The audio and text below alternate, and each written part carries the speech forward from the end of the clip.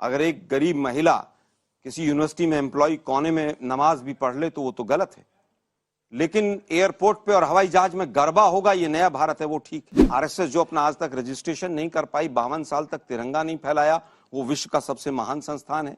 1150 रुपए का सिलेंडर तो शायद केवल मुसलमानों को मिल रहा है, हिंदुओं को तो 400 रुपए में दे रहे हैं लोग।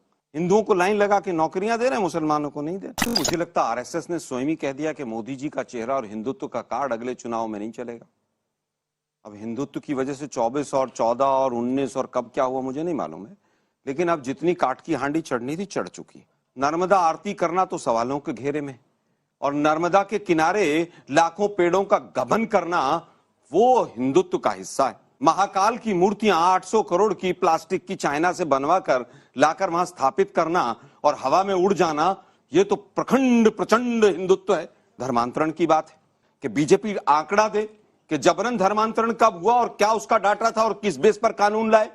ना जिस समय कानून आया उस समय आंकड़ा था, ना आज का आंकड़ा है। राम मंदिर के नाम पर सबसे ज्यादा अगर पलटू राम कोई रहा तो भाजपा रही। जब विपक्ष में थी तो रथ यात्रा निकलेगी। यह आस्था का विषय है, ये न्यायालय का विषय नहीं है, ये संसद का विषय नहीं है। पूर्ण बहुमत आया तो बोले तो न्यायालय फैसला करेगी, हम संसद में बिल नहीं लाएंगे।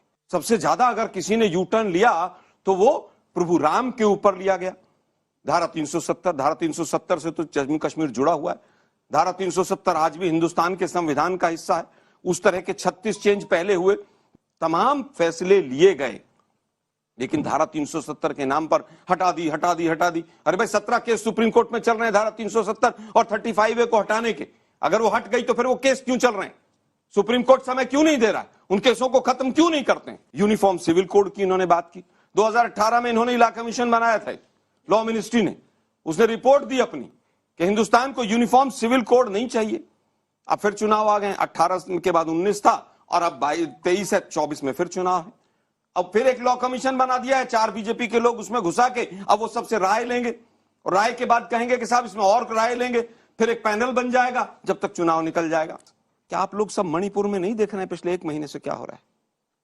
इसी तरह के कानूनों का, इसी तरह के दुष्प्रचार का प्रभाव होता है। यूक्रेन और रशिया वार तो रुकवा देते हैं मोदी जी, लेकिन एक स्टेटमेंट मणिपुर के ऊपर नहीं आती है। केंद्रीय मंत्री के घरों को भी जला दिया जाता है।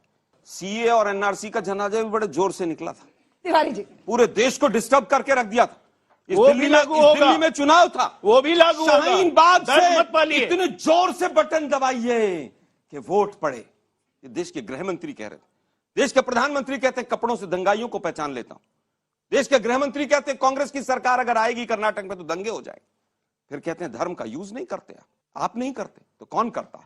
केवल धर्म के आधार पर आप राजनीति करते हैं। देखिए, मुझे लगता है कि सभी धर्म, सभी जातियां और उनके लोग सब भारतवासी, केवल एक भाजपा कहती है कि हमें फलां जाति का वोट नहीं चाहिए, हमें फलां धर्म का वोट नहीं चाहिए।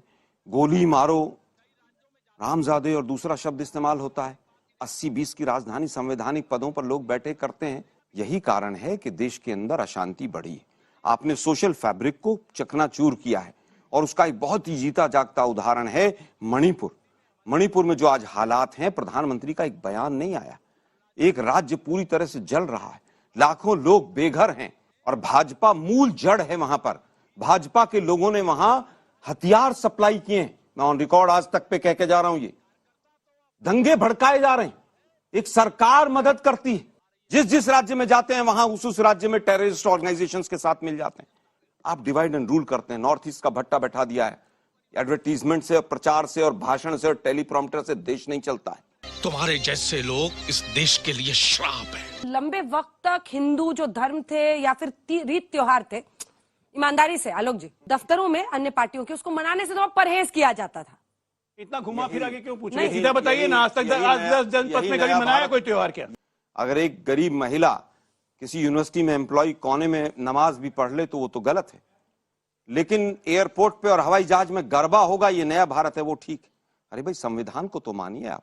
अगर गलत हैं तो दोनों गलत हैं और अगर ठीक हैं तो दोनों ठीक है। स्वदेशी का नारा आरएसएस देती रही, चाइना से इंपोर्ट बढ़ गया, मुंह पे सील लगी है। आरएसएस जो अपना आज तक रजिस्ट्रेशन नहीं कर पाई, 52 साल तक तिरंगा नहीं फैलाया, वो विश्व का सबसे महान संस्थान है। 1150 रुपए का सिलेंडर तो शायद केवल मुसलमानों को मिल रहा है, हिंदुओं को तो 400 रुपए में दे रहे हैं लोग।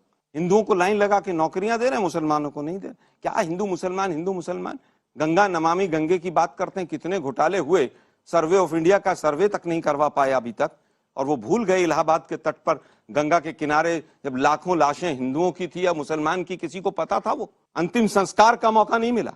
अब कह रहे हैं साहब वो डॉल्फिन आ गई वहां पर।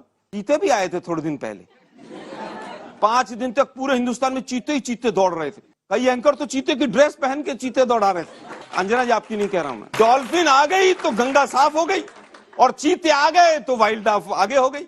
मोदी जी भी कैमरा लेकर शूट करने गए थे वहां पर, याद है? कई मर गए बेचारे चीते, कई उनके नवजात शिशु भी चले गए। पहले भी यहां पर आए, शेर भी आए, तमाम जीव जंतु आए, जू में भी आए, जंगल में भी आए, लेकिन इस तरह की कॉमेडी फोटो जी भी प्रधानमंत्री महोदय कर सकते हैं।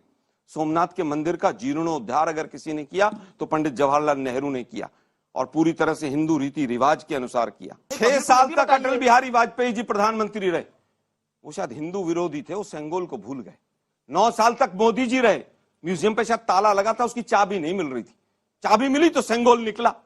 सेंगोल के लिए तो आप ब्राह्मणों के लिए, मैं ब्राह्मणों का विरोधी नहीं, मैं खुद स्वयं ब्राह्मण, उनके लिए तो स्पेशल एयरक्राफ्ट होगा, लेकिन पुलवामा में हमारे जवानों के लिए 5 अगर जहाज मांगे जाएंगे तो उनको जहाज नहीं मिलेंगे, गृह मंत्रालय उनको नकार देगा। ये आपका हिंदुत्व है। वो जिन्होंने शहादत दी पुलवामा में, क्या वो हिंदू नहीं थे? ये कपटी नकली हिंदुत्व है और कपटी राष्ट्रवाद है इनका, और इसी की सवारी कर रहे हैं लोग। एक मिनट सुन लीजिए, और ये हिंदुत्व को भी डुबोएंगे और राष्ट्र को भी डुबोएंगे।